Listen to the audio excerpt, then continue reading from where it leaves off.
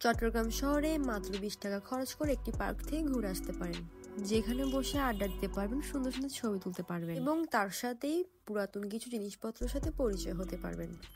এই রোডটাকে টিকটক গলি নামে সবাই চিনে। কাজীরডরি রেডিসন ব্লুর পাশেই জিয়া স্মৃতি জাদুঘর নামেই পরিচিত এই পার্কটি। জাদুঘরের পাশে পার্ক নামটি লাগালে আরো সুন্দর লাগতো।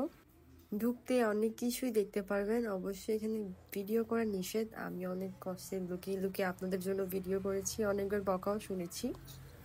ভেতরে কিন্তু অনেক কিছু শিখার জিনিস আছে, আবার অনেকে পরিবেশটাকে নষ্টও করে দিছে। যাই হোক, আমি ফার্স্টে সত্যি এটাকে কোনো মানুষ ভাবছিলাম, দেখি শুধু একটা মূর্তি, রিয়েল লাগছিল।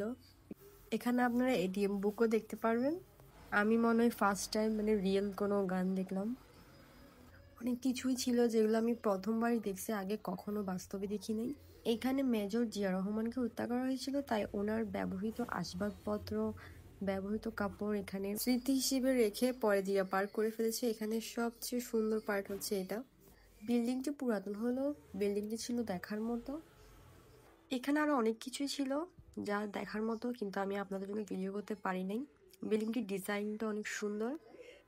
আর এটি পুরাটাই জিয়া স্মৃতি উদ্যান নামে পরিচিত হলেও এটি পরিচালনা আওয়ামী লীগ সরকার করেছিল।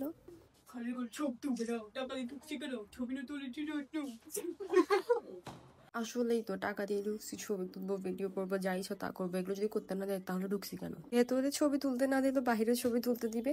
আজকে ভিডিও এই পর্যন্ত। আল্লাহ হাফেজ। আর হ্যাঁ, আপনাদের মন্তব্য কমেন্ট বক্সে বলতে ভুলবেন না।